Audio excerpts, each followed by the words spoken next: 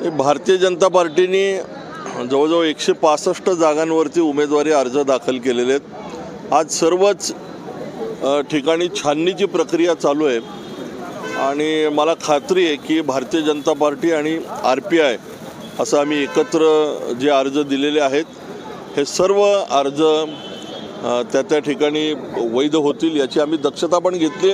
अर्ज दाखल करताना पण काही त्याच्या प्रिकॉशन्स असतात त्या घेतलेल्या आहेत। सर्वच ठिकाणी आम्ही काही कायदेशीर बाजू तपासण्यासाठी काही वकील या विषयामध्ये जे तज्ज्ञ आहेत अशांची पण आम्ही नियुक्ती केलेली आहे। त्यामुळे आज सर्व ठिकाणी ही प्रक्रिया पूर्ण होईल आणि मला असं वाटतं की उद्यापासून थोडं या सगळ्या निवडणुकीच्या प्रचाराला गती येईल।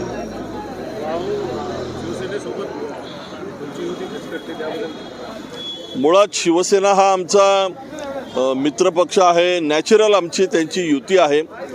महाराष्ट्रात आम्ही एकत्र आहोत, केंद्रात आम्ही एकत्र आहोत, पुण्यात सुद्धा आम्ही एकत्रच लढावं अशी आमची मानसिकता होती। परंतु काल कदाचित त्यांनी सकाळी शिवसेनेच्या पदाधिकाऱ्यांनी AB फॉर्म द्यायला सुरुवात केली आणि त्याच्यानंतर काही जागांवरती एकमत झालं नसल्यामुळं सर्वत्र AB फॉर्म दिले गेले। मग भारतीय जनता पार्टीने सुद्धा सर्वच ठिकाणी आम्ही AB फॉर्म दिले, पण अजूनही राज्यात या विषयामध्ये काही चर्चा झाली, काही मार्ग निघाला तर आमची पूर्ण तयारी आहे।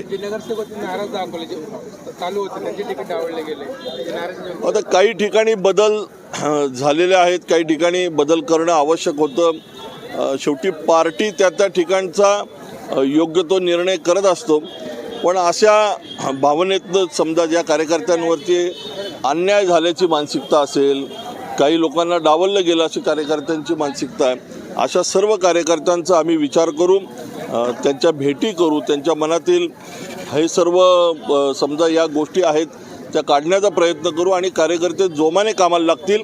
अशा सर्व कार्यकर्त्यांचं पार्टी पुनर्वसन पण करेल, प्रत्येकाला योग्य न योग्य त्या ठिकाणी संधी देईल। आम्ही मला असं वाटतं की भारतीय जनता पार्टी म्हणून मी पहिल्या दिवसापासून सांगतो की पुण्यात आम्ही किमान 125 जागा या भारतीय जनता पार्टीच्या माध्यमातून जिंकू।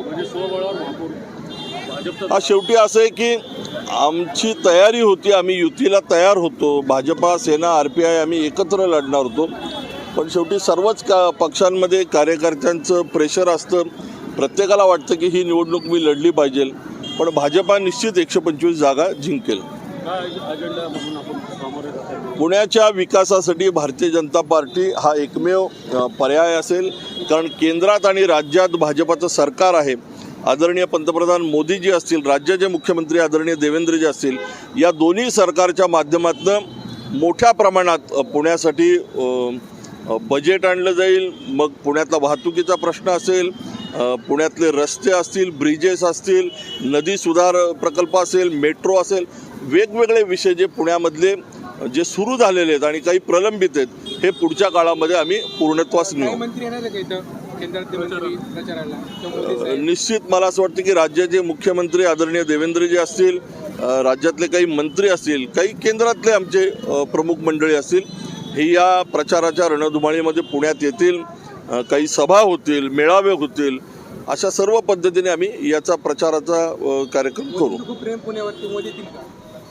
नाही, मोदी या निवडणुकीच्या प्रचाराला येतील असं नाही आहे, परंतु मोदीजींनी पुण्यासाठी भरपूर काही दिलेले केंद्र सरकारच्या माध्यमातून, त्यामुळं ह्याचा गाजावाजा हा निश्चित झाला पाहिजे। कारण केंद्र सरकारने पुण्यासाठी मागच्या काही 2 टर्ममध्ये आपण जर बघितलं 10 वर्षाच्या, म्हणजे 14 पासून मोदीजी पंतप्रधान आहेत आणि आत्तापर्यंत 25पर्यंत हे पुण्याच्या विकासासाठी भरपूर काही केलेलं आहे।